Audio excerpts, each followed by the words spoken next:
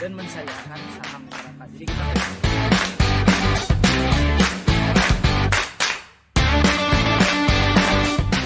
beda sama Jakarta, kalau orang Bandung tuh investasiin buat sekolah anak. Itu something new gitu. Kupu-kupu mungkin Ayahku tuh satpam gitu kan.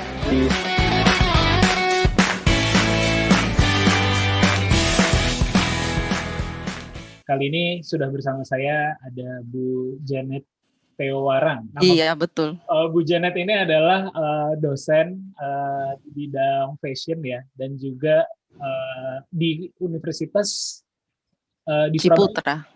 Universitas Ciputra. Iya, di Surabaya. Iya. Beliau juga memiliki bisnis gitu ya, memiliki bisnis atau menjadi direktur kreatif juga di salah satu fashion line gitu ya Bu ya. Iya, brand fashion.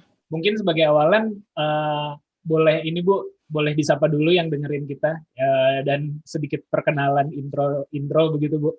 Kalau secara umur sebenarnya yang mendengarkan podcast ini sih range-nya tuh 18 sampai 30-an pertengahan sih. Ceruk paling besarnya di situ, walaupun ada juga yang usia di atas 40 atau di bawah 18, tapi yang paling besar 18 sampai 30-an gitu. Ya, jadi memang kawula muda ya yang dengerin podcastnya ya. Nah, saya biasa bergaul dengan anak muda sih, karena kan saya mengajar, teman saya mahasiswa semua. Jadi memang senang aja gitu bisa kenal dengan anak-anak muda. Nah, jadi saya perkenalan dulu.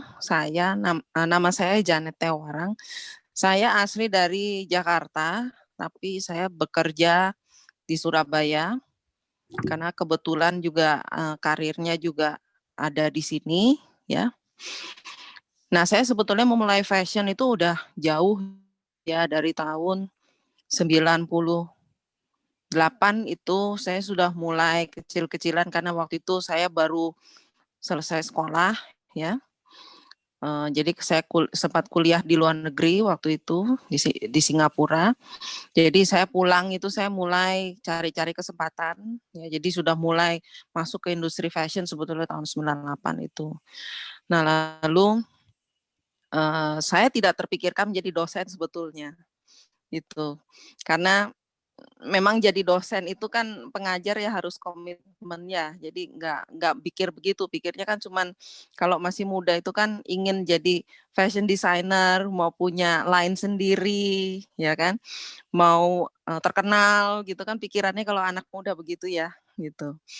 Nah, tapi ada kesempatan yang di mana saya itu bisa mengajar di salah satu institusi fashion di Jakarta. Jadi waktu itu saya masih di Jakarta. Nah, lalu setelah itu saya menemukan jati diri gitu. Oh, berarti saya tuh ternyata punya talent juga yang mengajar gitu. Jadi sejak itu mulai menyukai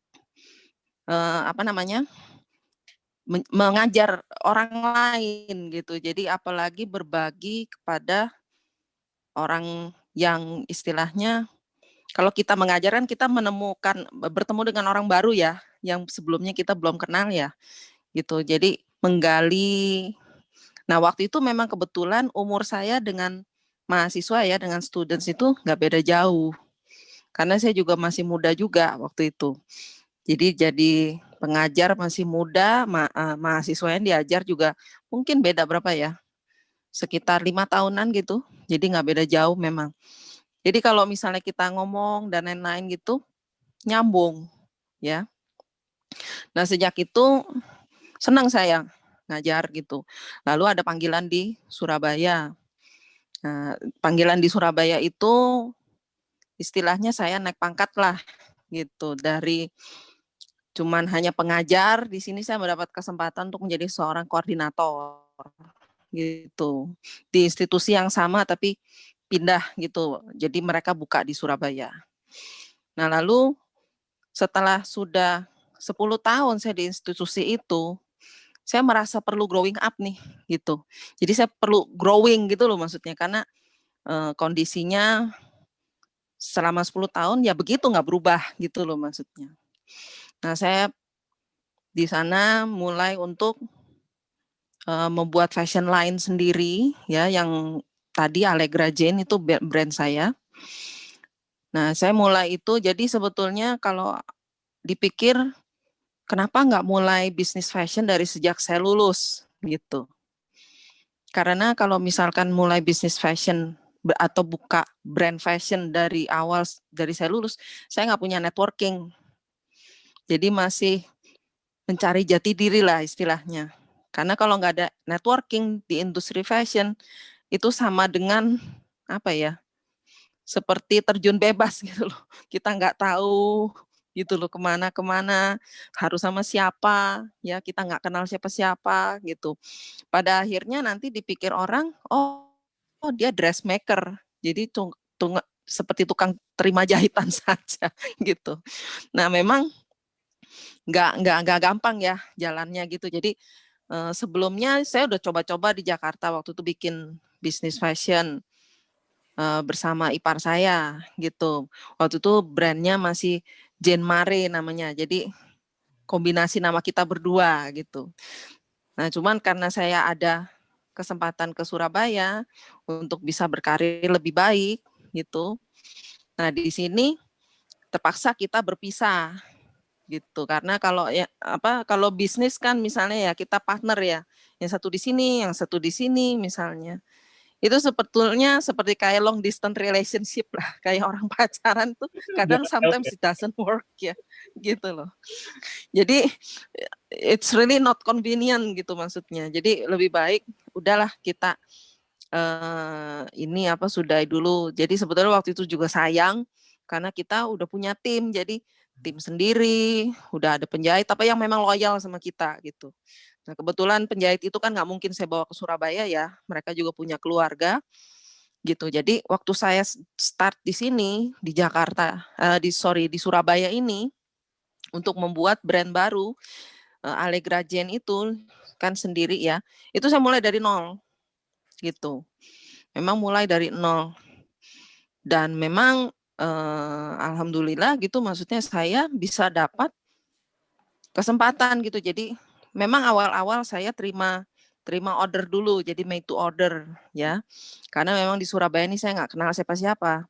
Tapi networking saya di Jakarta sudah ada gitu. Jadi makanya saya berani untuk memulai bisnis fashion itu. Gitu. Kalau ini sih Bu, kalau boleh jujur ya, maksudnya kalau boleh jujur sebenarnya fashion itu industri yang jauh sih dari saya ya, maksudnya. Pun di podcast ini kayaknya saya belum pernah ngundang fashion designer ataupun orang yang berbisnis di bidang fashion.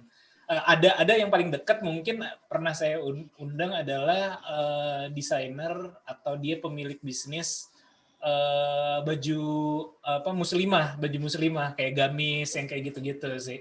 Jadinya di luar itu saya belum pernah lihat, belum pernah ajak ngobrol secara langsung gitu. Mungkin buat awalan ini Bu, boleh diceritain sebenarnya kan kuliah di Singapura ya. Kalau saya lihat di profilnya di Raffles College of Design and Commerce ya. Iya betul.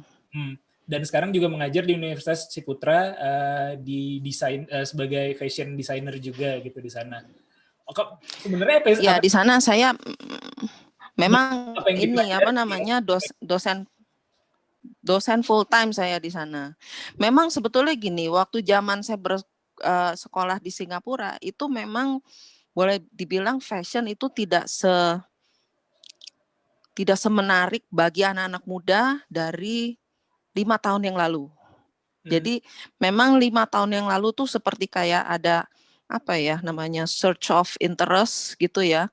Anak-anak muda ya gitu mereka memilih untuk aku mau belajar fashion karena aku kepengen jadi fashion designer atau brand owner gitu.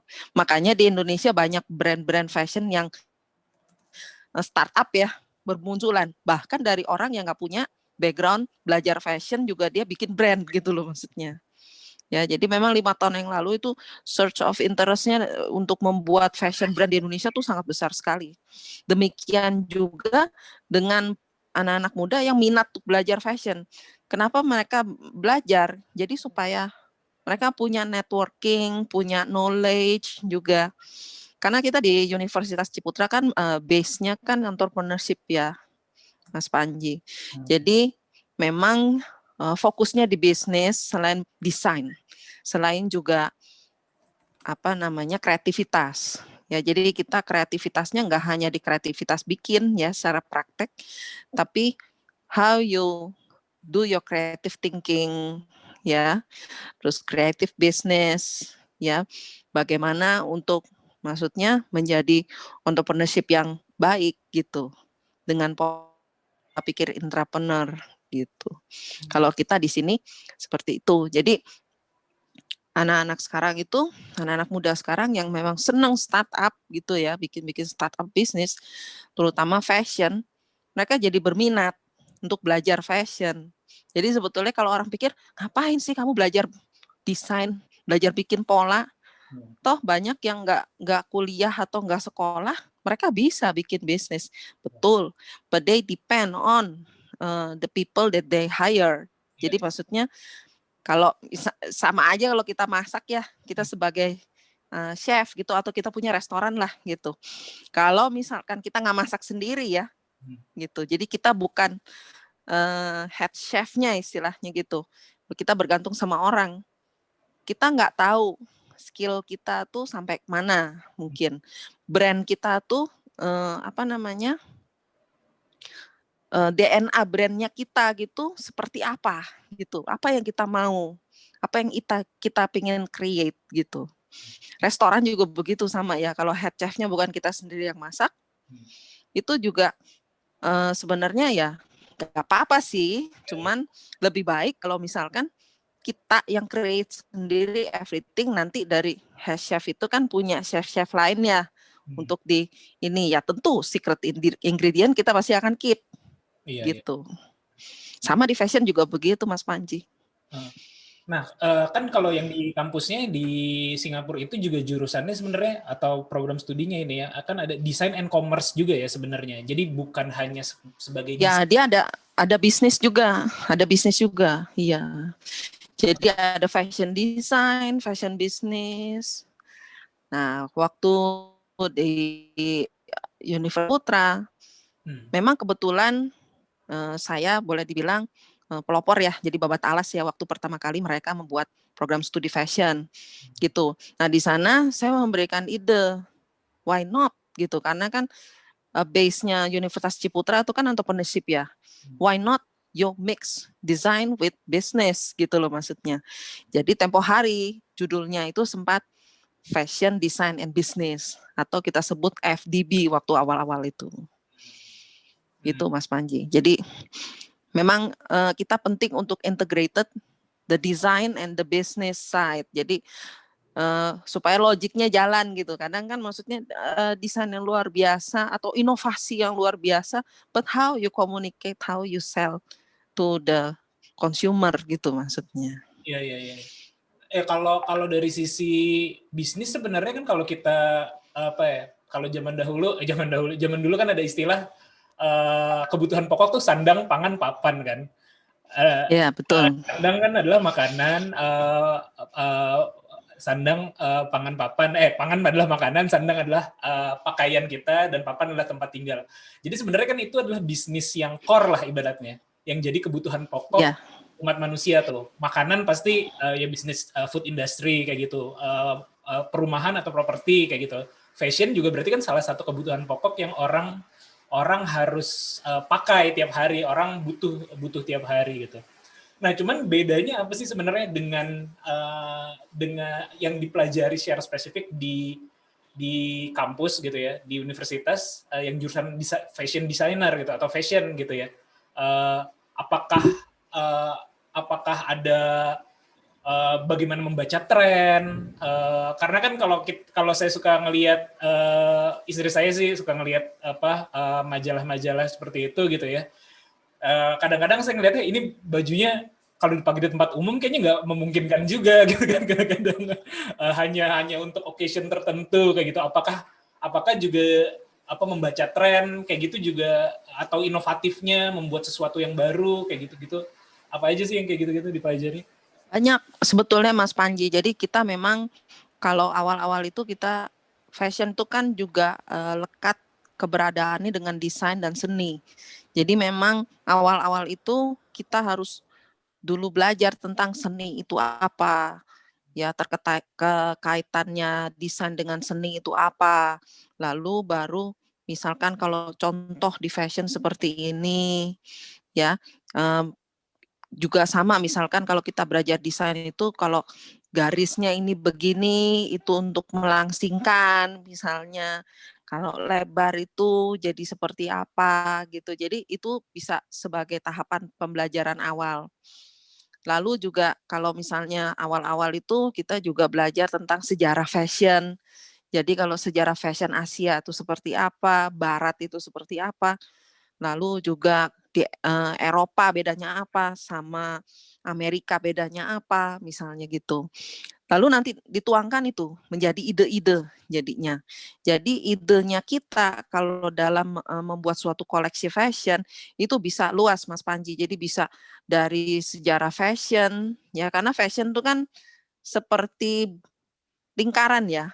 Jadi dia muter lagi, balik lagi, dia muter lagi, balik lagi. Jadi season yang mungkin sejarah yang beberapa tahun yang lalu itu mungkin bisa balik lagi di kemudian tahun yang berikutnya gitu. Nah, selain itu juga kita juga belajar tentang tekstil. Jadi kalau kita sebagai desainer itu kita harus paham baju ini cocoknya misalkan pakai kain apa. Ya, jadi misalkan kalau baju yang mau jatuhnya melambai, kita nggak mungkin kan pakai bahan yang misalnya bahannya dari linen misalnya gitu. Ya, jadi karena linen itu kaku misalnya. Nah, karakteristik seperti itu kita sebagai desainer itu harus tahu.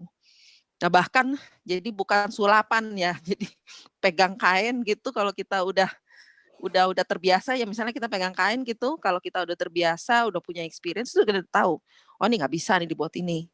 Nah, itu based on memang belajar dan pengalaman juga gitu. Nah, selain itu apalagi ya banyak. Jadi padu padan warna, misalnya color psychology, kayak gitu-gitu kita juga belajar itu, Mas Panji. Jadi memang sangat detail sekali karena waktu kita mau buat suatu koleksi atau koleksi itu juga mau dibuat seperti campaign ya, misalnya fashion campaign atau mungkin mau difoto atau mau publikasikan ya kan atau komunikasikan itu harus ya kalau dibilang harus kelihatan bagus dan ada taste-nya gitu. Jadi nah kalau baju yang nggak wearable ya misalkan siapa yang mau pakai baju ini. Nah kadang-kadang itu memang sebagai desainer itu ada sisi kreatif yang dia tidak mau diganggu-gugat. Iya. Jadi misalnya aku pengen bikin sesuatu yang mungkin bukan buat jualan ya, jadi hanya untuk show misalnya gitu. Atau hanya untuk misalkan dia buat di kostum film misalnya. Jadi kan film Indonesia kan udah banyak ya beberapa yang mungkin menggunakan jasa kostum desainer ya gitu. Ya dimana kostum desainer itu dia juga sendiri juga berprofesi sebagai fashion designer misalnya gitu. Nah mungkin dia bedakan gitu kreativitas saya waktu saya bikin kostum film ya saya bisa begini disesuaikan dengan filmnya misalnya. Atau waktu saya bikin sesuatu koleksi yang saya ingin jual. Jadi memang mass product gitu misalnya ya. Itu pasti beda. Jadi kita sebagai desainer juga harus bedakan itu. Di mana kita harus tempatkan kreativitas kita yang gila-gilaan misalnya gitu. Kita butuhnya tuh kapan gitu ya. Sama yang waktu kita oh ya ini saatnya kita harus jualan gitu. Jadi dibedakan. Iya, iya. Gitu, Mas Panji. Itu menarik banget ya. Berarti kan ibaratnya kalau yang dalam tanda kutip tidak wearable sehari-hari itu adalah salah satu bentuk ekspresi dari si fashion designernya dan mungkin memang kayak betul kayak karya seni pada umumnya aja ya kayak karya seni lain kan ada yang memang benar-benar apa ya bisa dikonsumsi market, ada yang kita lihat gitu. Misalnya kayak lukisan gitu, kita lihat ini sebenarnya kita nggak ngerti ini apa gitu. Tapi itu adalah bentuk ekspresi dari si desainernya atau dari dalam konteks lukisan itu adalah pelukisnya. Itu jadi jatuhnya memang lebih ke seni dan untuk show gitu ya, bukan bukan untuk dipakai, dijual beli Komersial, iya. gitu. Nah, tadi menarik juga Bu, kalau kita ngomongin industri film ya, film yang banyak make fashion juga gitu. Aku terutama istriku sih ya, salah satu film yang genre yang dia suka adalah kalau film luar itu film-film yang konsepnya atau modelnya adalah abad pertengahan gitu sih, abad pertengahan Eropa atau Amerika gitu, yang dress-dressnya tuh kalau perempuannya atau laki-lakinya formal dan rapi gitu, kalau yang perempuannya tuh dressnya tuh kelihatan anggun ya dalam tanda kutip kayak gitu-gitu. Itu kan jadi mungkin kalau tadi kita ngomongin konsep fashion ini adalah lingkaran, mungkin suatu saat nanti itu akan bisa balik lagi ya, model-model bisa balik lagi, tapi pasti disesuaikan, jadi dimodernasikan ya, dimodernkan gitu. Jadi supaya maksudnya kan nggak mungkin ya, misalnya zaman Victorian gitu, waktu misalnya abad ke-19 misalnya gitu ya, zaman Victorian itu nanti balik lagi misalnya ke tahun 2030 misalnya gitu, tapi masih ruffles, frill kayak gitu kan nggak mungkin gitu. Siapa yang mau pakai gitu? Nah, kesannya jadul gitu ya kan. Jadi mungkin ada detail-detail yang tempo hari itu di zaman tersebut bisa balik lagi, tapi nggak 100% gitu. Iya, dan film Indonesia kan belakangan juga udah mulai eksplorasi di situ kalau saya lihat ya. Jadi kayak betul. Film misalnya film-film horor kan suka ngambil setting masa lalu tuh. Berarti kan fashion design yang dipakai di sana adalah berarti itu kayak order khusus gitu ya, Bu ya.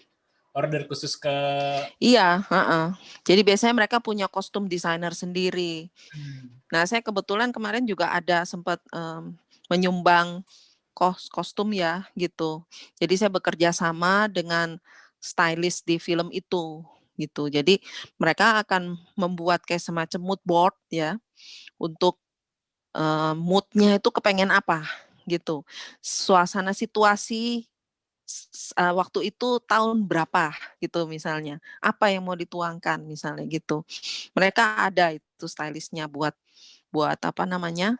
mood board seperti itu, lalu nanti kita desain ya, kita akan diskusikan, terus kainnya juga kira-kira mau yang rendah misalnya seperti ini, jadi supaya exact dengan apa yang diinginkan oleh konsep filmnya itu. Jadi kita mungkin dirembukin ya gitu, karena kalau misalkan kita desain, kita buat juga, tapi kalau dari produsernya itu tidak merasa klik gitu, ini oke gitu, kita punya juga di-reject, Mas Panji.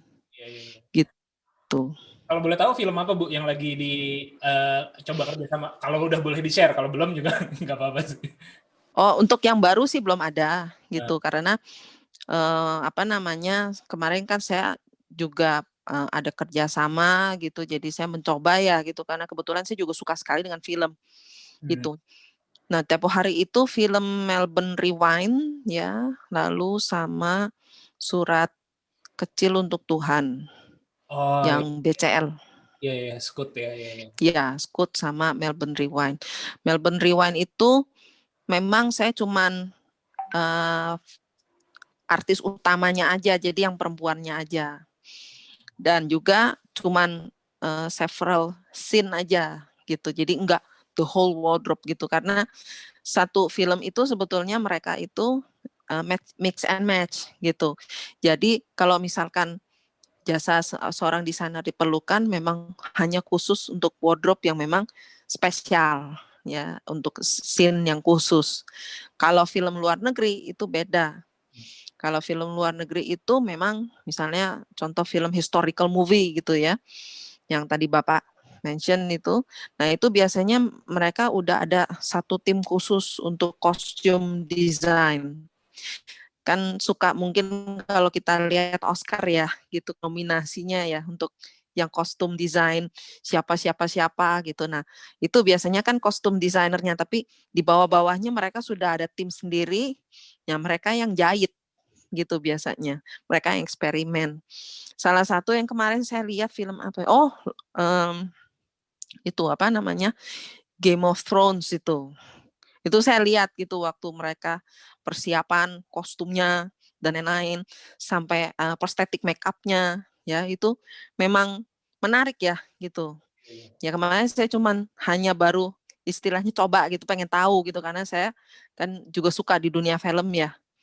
Mungkin ke depannya bisa ada proyek film lagi yang mungkin bisa saya lebih banyak andil ke sana. Iya, iya, Gitu. betul banget sih Bu. Bahkan saya pernah pernah ikut course gitu di Jerman ya. Padahal Jerman kan filmnya tidak terlalu mendunia lah ibaratnya. Biasanya hanya konsumsi negara mereka sendiri atau ya paling jauh ada beberapa negara yang Europe ya. Europe ya yang bahasanya masih sama gitu. Kita pernah datang ke salah satu studio semacam kayak TVRI-nya lah, TVRI di Indonesia gitu ya, TV nasionalnya Jerman sana. Mereka punya satu studio dan punya apa ya semacam kayak gudang khusus untuk fashion yang udah pernah mereka ciptakan gitu ya, mereka create khusus untuk film dan itu luas banget. Jadi kayak ada berapa lantai gitu, satu gedung ada berapa lantai gitu.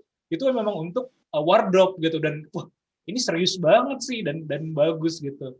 Apa seniat itu mungkin juga di kita mudah-mudahan ya kalau apa ya bisa mengarah ke situ juga apa industri fashion masuk ke dunia film juga karena kalau saya lihat ya, kebanyakan kalau film Indonesia tuh masih apa ya masih kurang rapi dalam fashionnya. Kadang-kadang orang kaya yang penting bajunya kelihatan mahal kayak gitu hanya itu. Sedangkan kalau kita lihat film luar kan kedalamannya tuh lebih lagi gitu. Betul. Mereka dengan karakter atau tadi mungkin moodnya gitu ya, mood board. Iya, betul. Kesininya bukan hanya sekedar baju mewah atau baju kelihatan bagus gitu. Bahkan yang lebih apa ya kurang bagus lagi kalau kata saya adalah film-film Indonesia tuh bajunya kelihatan baju baru gitu.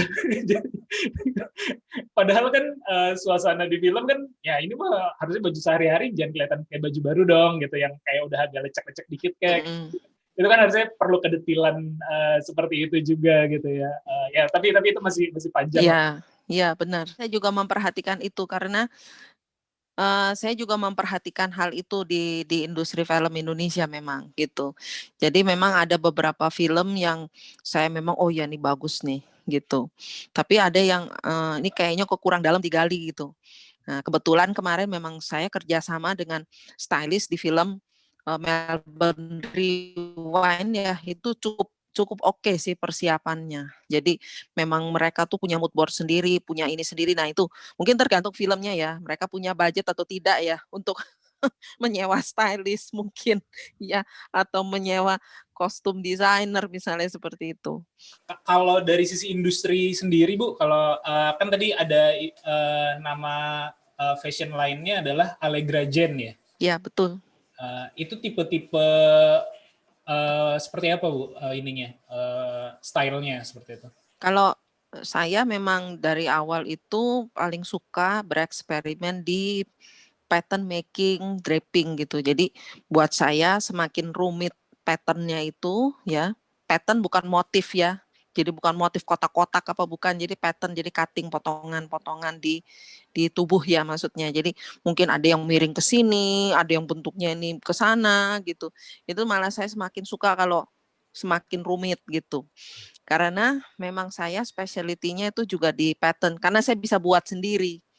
Malah kadang saya punya tim itu mereka merasa kesulitan. Ini kok pola sulit sekali gitu loh maksudnya. Ya, yang bisa bikin cuma saya memang. Gitu. Jadi karena saya suka eksperimen di pattern gitu. Jadi pattern making, di draping gitu. Dan tapi lambat laun ke sini saya mendapatkan masukan Janet menjadi unik itu bagus gitu tapi kamu harus membuat sesuatu yang unik itu wearable jadi bisa dipakai gitu loh maksudnya karena tempo hari itu saya tuh buat seperti gitu loh.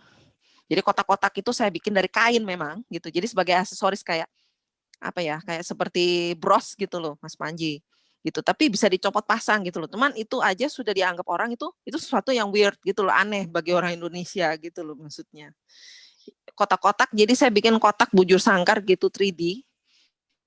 Banyak itu ada beberapa macam. Itu saya jahit satu-satunya seperti bikin Lego gitu. Nah, itu tapi itu sebagai bros sebetulnya. Jadi bisa dicopot kalau orang itu nggak mau. Tapi itu pun juga mereka menganggap itu suatu hal yang aneh gitu. Ya, jadi banyaklah saya ada bikin jumpsuit juga ya. Polanya potongannya yang satu ke sini, yang satu ke sini gitu. Nah, itu itu kadang-kadang saya juga suka mendapat masukan dari beberapa orang-orang, unik, bagus, tapi kalau terlalu sulit membingungkan orang yang pakai dan mau belinya gitu. Jadi sejak itu saya lebih membuat hal-hal yang memang kalau dibilang unik itu lebih ke avant-garde ya, jadi semi avant-garde ya, tapi yang wearable, jadi bisa dipakai gitu. Berarti kalau dari sisi Bu Janet sendiri sebenarnya ketika meng-create suatu style gitu ya, atau suatu koleksi lah ibaratnya, yang datang duluan itu dari mana Bu? Apakah dari dalam keluar gitu, jadi aku mau ekspresi seperti ini, atau memang ada cari insight dulu nih, kayaknya kelihatannya masyarakat lagi seneng model seperti apa, lalu aku coba masukin, atau tadi dari dalam keluar, atau ngelihat dari market inginnya seperti apa, proses berpikirnya gitu, proses penciptaannya bagaimana tuh? Nah, sejak itu saya jadi lebih banyak untuk melihat tren dunia, dia itu lebih awal. Jadi tren reportnya itu lebih hadir lebih awal gitu. Jadi misalnya kita mau buat koleksi untuk tahun 2000 dan 2001 misalnya gitu. 2021 gitu ya. Nah, itu tren reportnya itu 2 tahun sebelumnya sudah ada. Biasanya begitu, karena seperti brand-brand fashion di luar, itu juga begitu. Mereka harus mempunyai koleksi itu lebih awal ya, sebelum seasonnya gitu. Nah, itu saya jadi bertumbuh di sana. Jadi saya mencoba untuk mencari tren report itu, kira-kira yang nanti bakal tren itu apa sekitar tahun 2020, 2021. Nah, baru dari sana, kalau saya kan paling senang cari inspirasi itu dari sejarah ya. Jadi dari sejarah fashion, terutama sejarah fashion barat yang saya kombinasikan dengan Asia. Biasanya begitu. Nah, itu saya bisa ngambil tuh inspirasi misalnya dari film ya, atau dari interior atau arsitektur dari periode itu sendiri, sejarah itu sendiri. Gitu. Jadi misalnya saya ngambil tema Art Deco misalnya gitu. Tapi saya nggak ngambil tema Art Deco fashion-nya gitu. Saya ambil arsitekturnya. Yang waktu itu saya ambil dari arsitektur yang ada di gedung-gedung Art Deco di New York gitu. Jadi itu shape-nya, motif-motif arsitektur dari gedungnya itu, interiornya gitu, itu saya tuangkan di laser cut, motif laser cut. Jadi saya masukin ke sana gitu. Jadi itu termasuk unik kan, laser cut di kulit waktu itu. Nah, lalu siluetnya itu juga saya bikin ya simple, tapi cuttingnya itu ada yang sedikit rumit. Jadi masih wearable gitu loh Mas Panji. Gitu. Yeah. Jadi itu biasanya inspirasi saya banyak dapat dari sana sekarang. Ya. Jadi udah enggak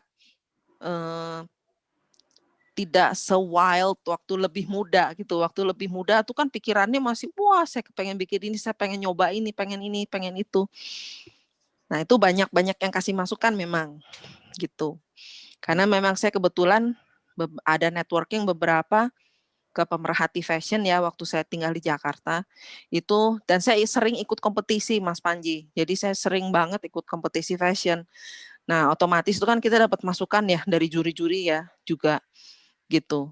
Nah itu saya jadikan acuan. Jadi oh ya memang nggak boleh begini ya gitu, atau mungkin harus bikin koleksi kayak begini gitu misalnya. Nah itu saya simpan itu, jadi itu ada experience tersendiri lah itu buat saya. Ya, itu menarik banget sih cara apa mendapatkan idenya ya. Jadi nggak melulu dari lini yang sama gitu.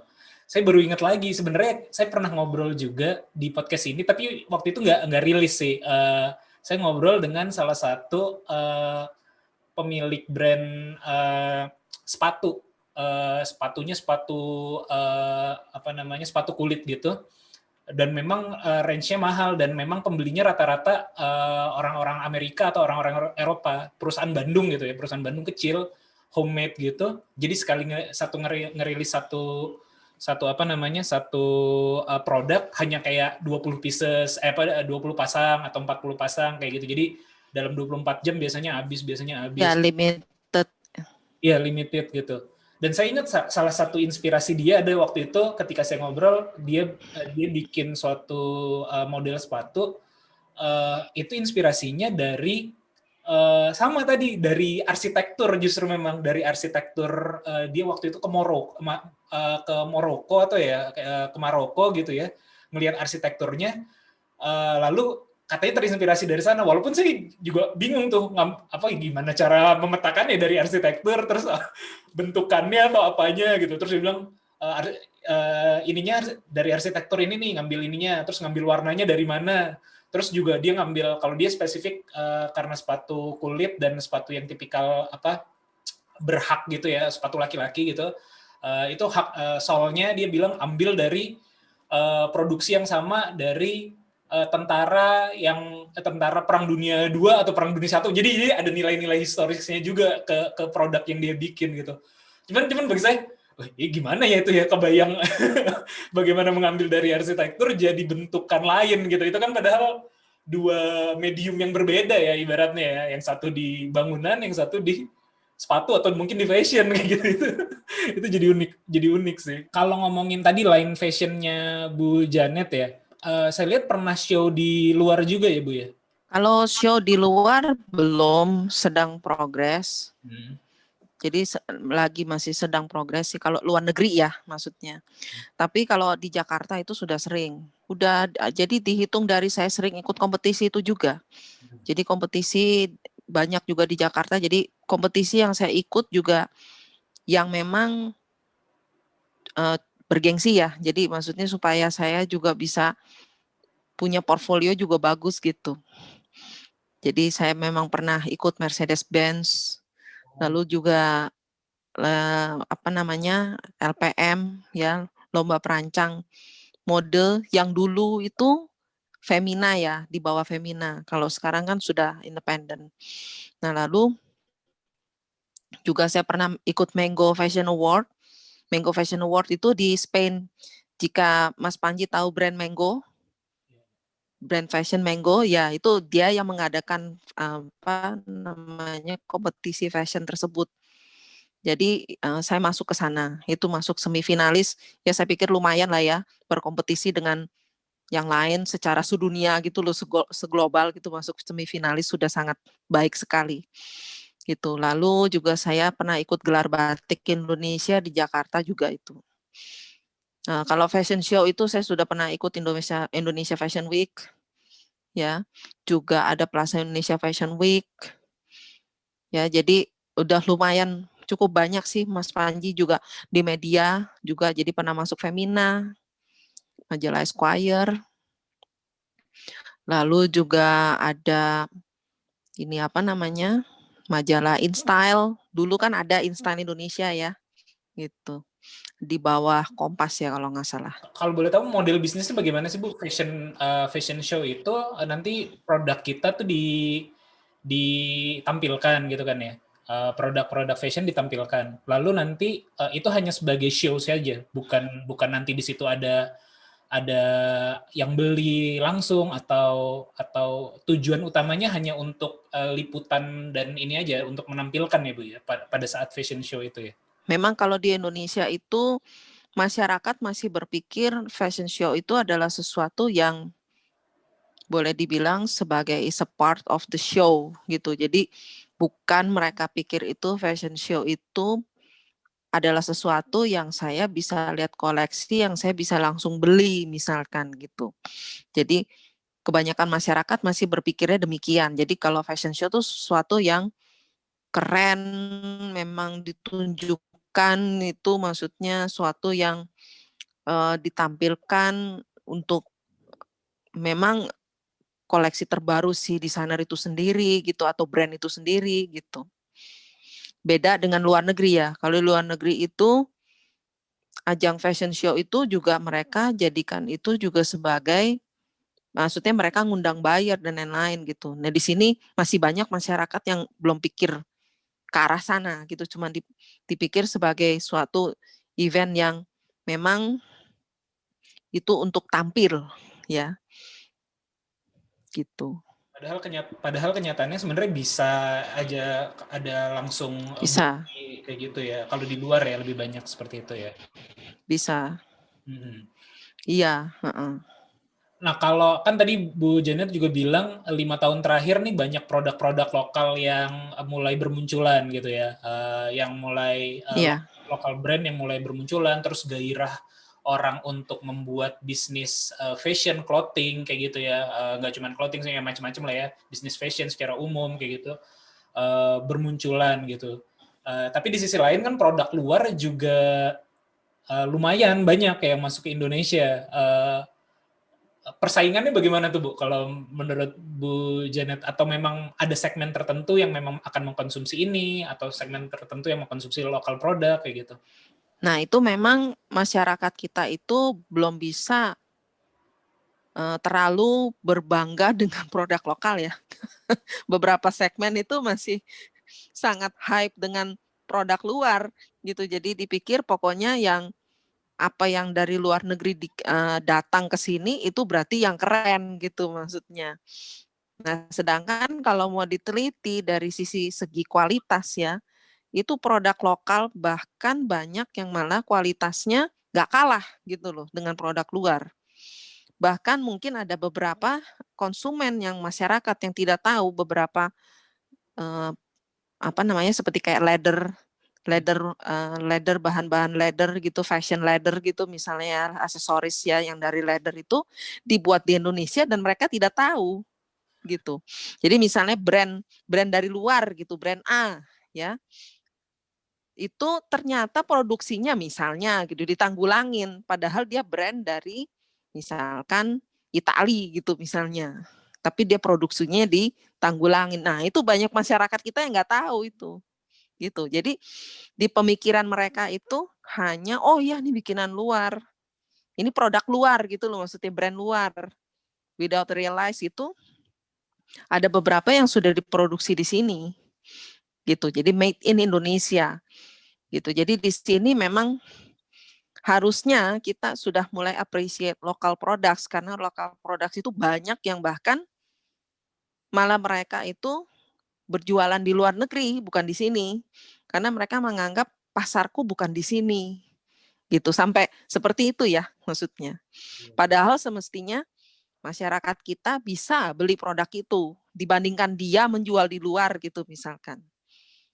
Gitu. Berarti termasuk dari sisi pricing juga ya Bu ya? Jadi kalau penghargaan di sini artinya kalau produk luar mungkin dihargai lebih mahal, dan produk lokal yang mungkin kualitasnya sama atau mungkin bahkan sama persis lah ya, sama secara kualitas kayak gitu, harganya relatif lebih rendah begitu ya Bu ya? Sebetulnya bukan price aja, yang sebetulnya adalah pride. Jadi masyarakat tuh masih merasakan pride bila mana memakai produk luar. Itu yang perlu kita twist ya pride-nya gitu, karena mereka pikir kalau pakai lokal brand itu misalnya gitu, ada kelompok remaja ya, dia pakai lokal brand, sama nanti ketemu janjian sama temannya yang dia branded abis gitu misalnya, jadi pakai brand luar misalnya, brand luar, dia ada merasa malu gitu loh, maksudnya kalah bersaing sama temennya itu yang mungkin dari head to toe gitu branded luar gitu misalnya. Jadi masih stigmanya masih seperti itu gitu. Jadi lebih arah ke pride bukan hanya ke price saja. Nah, kalau ke price itu juga sambungan dari pride itu.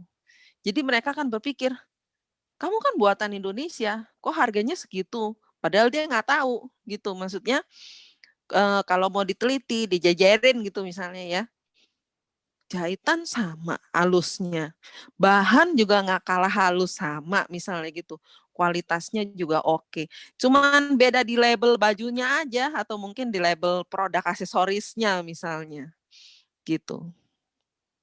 Iya, iya. Iya, itu benar banget sih. Dan gimana ya cara cara cara merubah pola pikir itu ya, bahwa produk lokal tuh harusnya kita lebih berbangga pakai produk lokal. Itu kan udah ada ya, apa semacam kayak slogan-slogan seperti itu, pakai local pride lah atau apa. Cuman pada kenyataannya jauh dalam lubuk hati gitu ya. eh, masih kita masih ngelihat, oh iya ini produk luar wajarlah lebih mahal kayak gitu-gitu. Bagaimana cara ngerubah mindset-nya ya gitu. Ya itu kita mesti sama-sama sih. Jadi misalkan di industri fashion kita mesti istilahnya bergandengan tangan lah sama-sama gitu. Jadi dari sisi media fashion itu sendiri, jadi beberapa fashion media ya yang ada di Indonesia, itu mereka juga harus gencar untuk mendorong lokal produk, tapi tentunya dengan lokal produk yang berkualitas ya. Dan juga mungkin di sini ada beberapa lokal produk yang memang kita harus tingkatkan kualitasnya. Jadi supaya bila mana dijajarkan ya, kemarin kan juga ada orang yang udah bingung, wah di Indonesia mau ada pasar bebas nih misalnya gitu. Itu udah bingung kan orang-orang gitu, karena kan brand luar bisa masuk ke sini dengan bebas ya gitu loh maksudnya. Wah persaingan makin ketat, iya memang. Nah dengan demikian kita kualitas harus ditingkatkan gitu. Kreativitas juga begitu. Lalu apa yang kita sekarang harus gali gitu misalkan. Kalau orang luar bisa bikin begini, kok kita nggak bisa misalnya gitu. Nah yang saya cerita ke Mas Panji kemarin itu, jadi lagi ada sesuatu yang viral, jadi luxury brand dari luar, dari Perancis itu, dia mengambil culture Indonesia. Jadi tenun kita dari Bali gitu, mengambil dari sana. Nah, cuman kalau mereka yang buat, kok jadi heboh gitu loh maksudnya. Jadi bisa, wah minatnya luar biasa, emonya luar biasa. Tapi kalau misalnya lokal desainer kita yang buat, ya yang suka cuman kita aja, nggak sampai keluar gitu loh maksudnya. Gitu. Dan yang suka juga cuman hanya segmen pasar tertentu gitu. Yang lain pikir, itu udah biasa gitu loh maksudnya. Iya Itu ya. loh, jadi seperti itu. Iya ya, jadi kayak kita lebih menghargai ketika lokal, itu kan sebenarnya salah satu lokal wisdom juga ya, atau kebudayaan lah ya, dari kebudayaan gitu. Lebih bangga kalau kebudayaan lokal kita dipamerkan atau diambil dalam tanda kutip, diambil oleh brand luar dan mereka gunakan gitu, dibanding dengan kita sendiri selama ini udah make loh, udah desainer-desainer kita udah mulai ke arah sana gitu ya. Itu ini mungkin ya kalau ditarik jauh mungkin karena kita rata-rata negara Asia kan pernah dijajah sama orang luar. Jadi mungkin kita ngelihatnya orang luar tuh selalu lebih tinggi gitu sih. Mungkin juga. Mungkin juga, iya. Ya. Nah, kalau tadi ngomongin masalah media, bahwa sebenarnya salah satu trigger atau yang bisa merubah mindset adalah media yang turut berpartisipasi membentuk mindset masyarakat agar lebih peduli sama brand lokal lah ya. Bu Janet kan juga salah satu penulis juga di bidang fashion di C Radio ya. Iya, betul. Saya kontributor dengan kolom saya sendiri di sana, Fashion Notes by Janet Tewarang. Nah, di situ memang saya mix sih di sana, tapi kebanyakan saya memang mengedepankan desainer lokal, jadi brand lokal. Jadi misalkan apa yang dari kita itu yang sedang membuat gitu istilahnya. Tapi saya juga masukin dari luar gitu sebagai percontohan gitu. Jadi contoh nih dari luar bikin seperti ini. Nah, Indonesia kapan nih kita akan bikin seperti ini gitu, atau mungkin even better gitu loh maksudnya. Gitu. Jadi memang di Fashion Notes itu saya selalu memasukkan hal-hal yang terkait dengan sekarang ini apa. Jadi misalnya kemarin sejak pandemi itu ada, saya masukin sedikit-sedikit ya. Jadi seperti sustainable fashion gitu ya. Di Indonesia ini kan belum terlalu masyarakat itu mau peduli apa sih itu sustainable fashion. Pokoknya yang berbau keberlanjutan tuh pasti mahal gitu. Mereka kan mikirnya begitu. Mikirnya seperti itu, tapi tidak demikian di luar. Kalau di luar itu mereka sudah sangat mengapresiasi sekali yang namanya fashion keberlanjutan. Gitu, karena mereka peduli dengan lingkungan sudah. Jadi nggak hanya environment aja, jadi keselamatan manusia juga penting, karena ternyata kenapa orang luar itu menyuarakan sustainable fashion, itu juga di beberapa pewarna baju, proses tekstil, itu terkandung ya banyak chemical yang membahayakan memang, gitu. Jadi kalau itu saya juga menyuarakan beberapa kali tentang sustainable fashion gitu juga di tulisan saya, gitu. Nah, kebetulan memang di saat pandemi ini ya, itu nanti arahnya ke sustainable semua Mas Panji, gitu. Memang arahnya ke sana, jadi orang lebih appreciate, jadi back to the localism. Jadi kita akan melihat di sekeliling kita dan more appreciate gitu istilahnya, karena kan ekonomi terpuruk misalnya gitu ya. Jadi kita lebih cenderung untuk ingin memajukan apa yang ada di sekitar kita gitu, help each other gitu istilahnya. Jadi di sini mungkin the rise of ya artisans ya gitu. Jadi local made ya. Jadi ya semoga di Indonesia bisa mereka mulai tersentuh dengan itu, karena di luar itu kampanyenya sudah seperti itu gitu. Untuk mendukung ini ya apa namanya keberlanjutan ekonomi ya. Jadi sustainable bukan dari environment aja, dari perekonomian juga gitu. Jadi mereka itu ingin sesuatu yang memang aman untuk environment ya, aman itu untuk manusia ya, juga bisa berkelanjutan di perekonomian.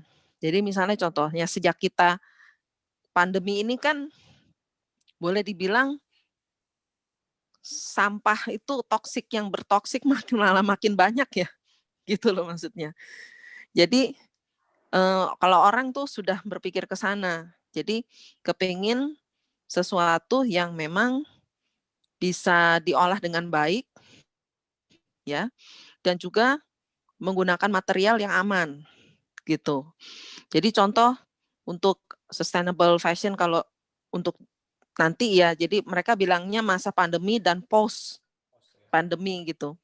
Jadi sustainable fashionnya mereka itu arahnya memang itu lebih ke lokalisme, lebih ke perekonomian, lalu juga aman untuk dipakai ya dengan apa namanya material yang aman dan juga long lasting.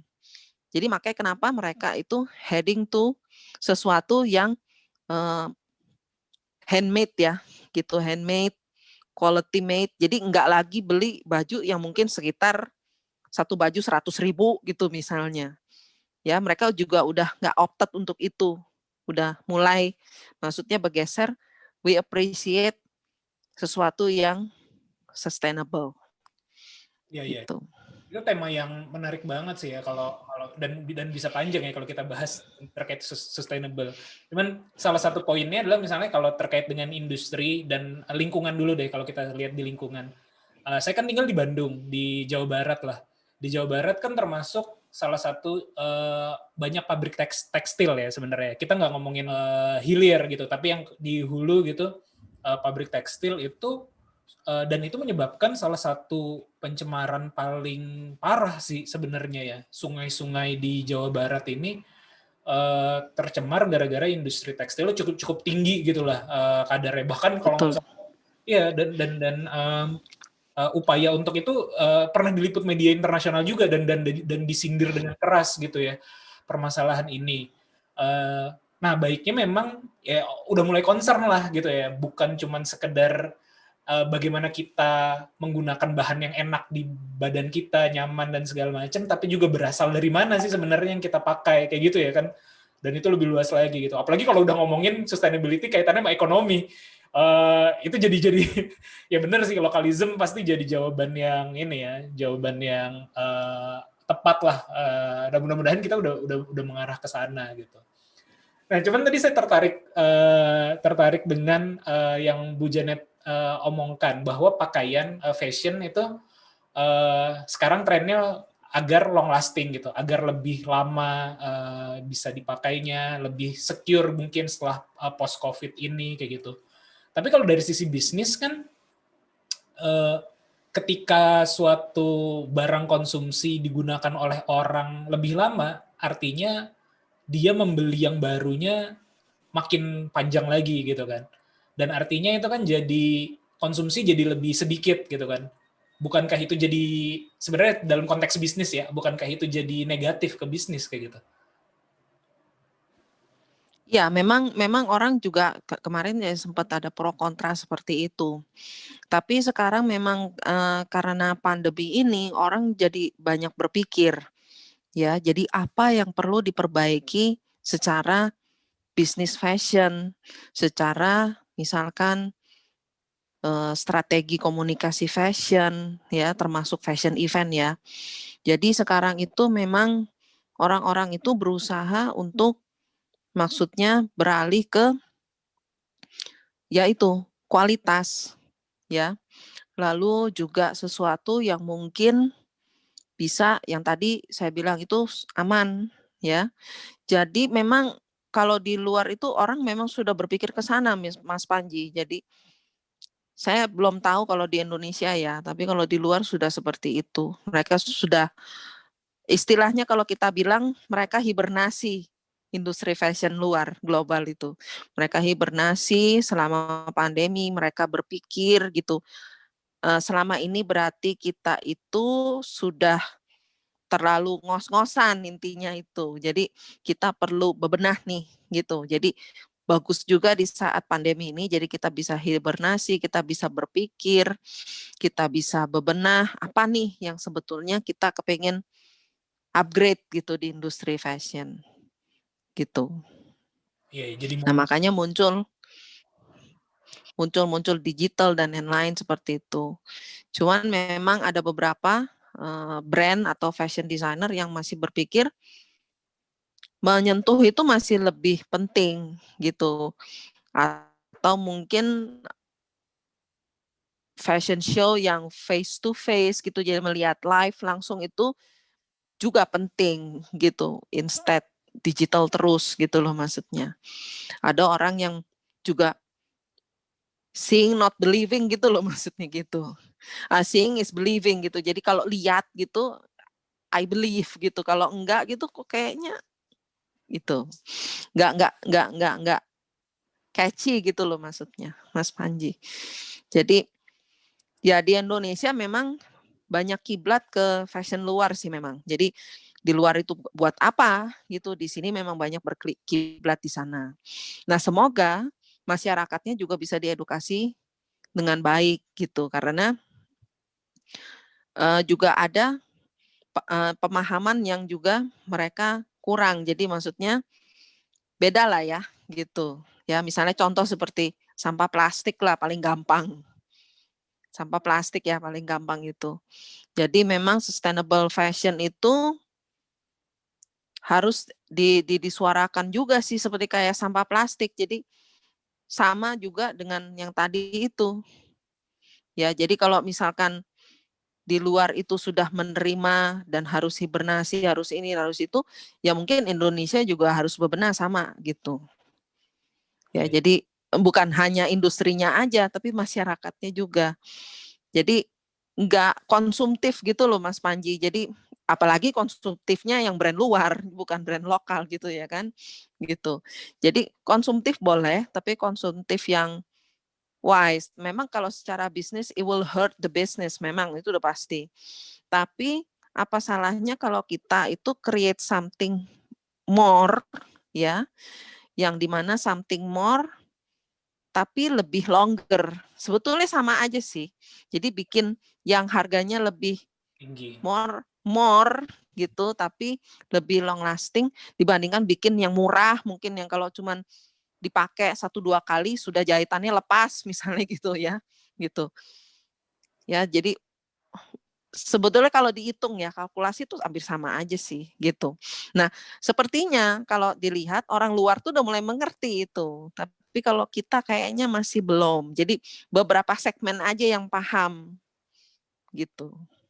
Tapi mungkin salah satu penetrasi kalau kita ngomongin fashion yang agak ya tadi ya mungkin bisa long lasting, terus juga bisa lebih jangka panjang dan dipakainya juga tetap enak dan stylish ya. Kadang-kadang kan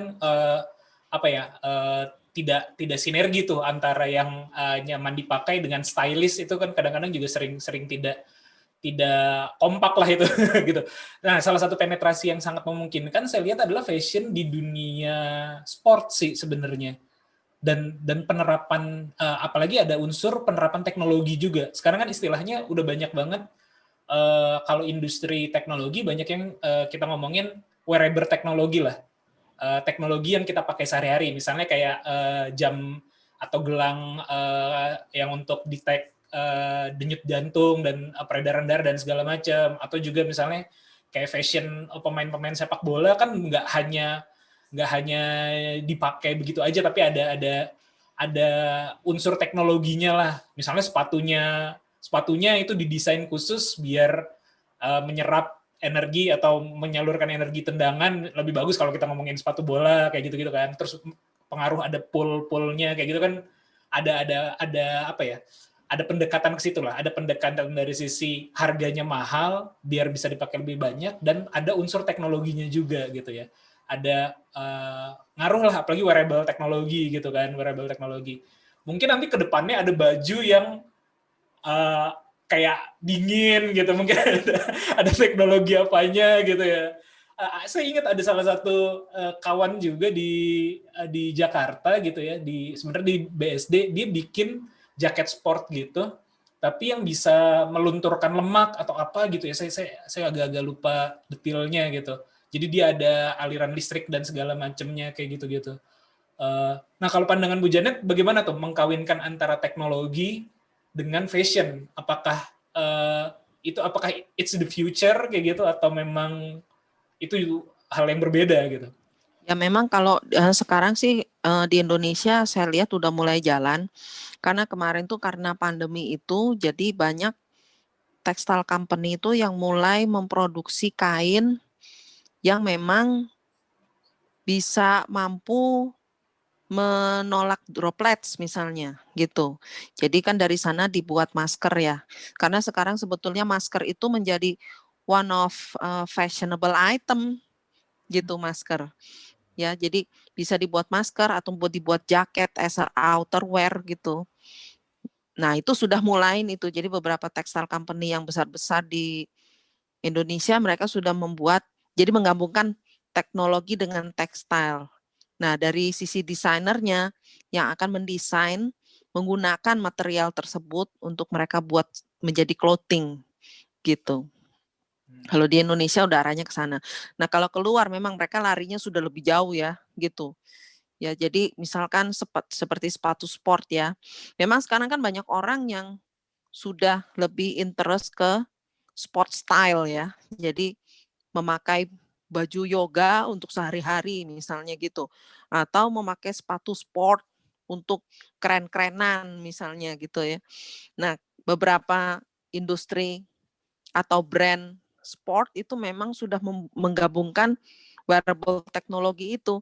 Tapi ada yang misalkan masyarakatnya menggunakan hanya untuk keren ya, atau mungkin dia pakai sekaligus untuk keren dan untuk berolahraga gitu. Jadi misalnya sepatu yang misalkan bisa memberikan rongga, jadi kalau lari ya, misalnya semuanya kan sempat hype tuh ya olahraga lari ya.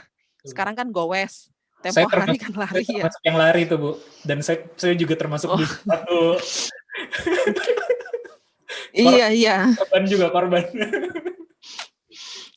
Iya, makanya saya perhatiin begitu sih, tempo hari yang ngetren lari, semuanya pada beli sepatu running, yang dimana akhirnya brand-brand sport luar itu mereka itu berusaha untuk ngeluarin line running shoes yang dengan teknologi bermacam-macam. Jadi ada yang supaya kaki tidak bau, misalnya gitu, odorless foot ya, gitu loh maksudnya.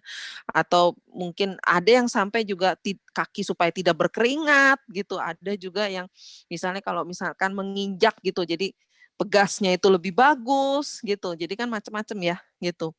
Nah, itu juga ada yang mereka pakai sepatu running tersebut juga untuk fashion gitu. Jadi ya keluar sekalian gitu, keren pakai itu. Jadi beli yang bagus sekalian, yang mahal gitu misalnya. Ya itu it happen sih. Nah, sekarang goes Mas Panji. Itu kalau mau baca artikel saya di Si Radio tuh ada tuh saya bahas tentang goes. Nah, goes dan fashionnya gitu ya. Iya, goes dan fashionnya. Karena ternyata ya itu mix and match, it happen gitu loh sekarang di apa namanya olahraga goes. Jadi harus, saya juga baru tahu karena helm sama kaos kaki itu harus matching, atau helm sama sepatu itu harus matching, gitu ya. Terus belum lagi aksesorisnya jam, ya kan? Mungkin ada jam ya, ada yang pakai merek ini, ada yang pakai merek itu, terus strapnya misalnya dimatchingkan dengan helmnya, atau mungkin strapnya itu dimatchingkan dengan kaos kakinya, misalnya gitu, atau sepatunya. Itu ternyata ada. Karena tren goes ini loh, jadi muncul itu tren fashionnya juga. Iya, karena goes Gitu. nggak sekedar goesnya kan.